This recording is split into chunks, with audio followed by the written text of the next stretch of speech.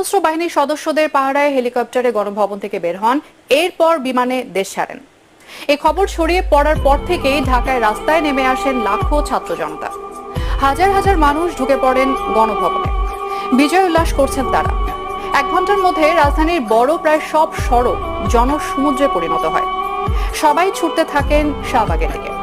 বিকেল 3টার মধ্যে Shahbag, Bangla motor, press club সহ আশপাশের কয়েক কিলোমিটার এলাকায় ছড়িয়ে পড়ে জনতার ঢেউ। বাঁধ ভাঙা উল্লাস করতে থাকে মানুষ।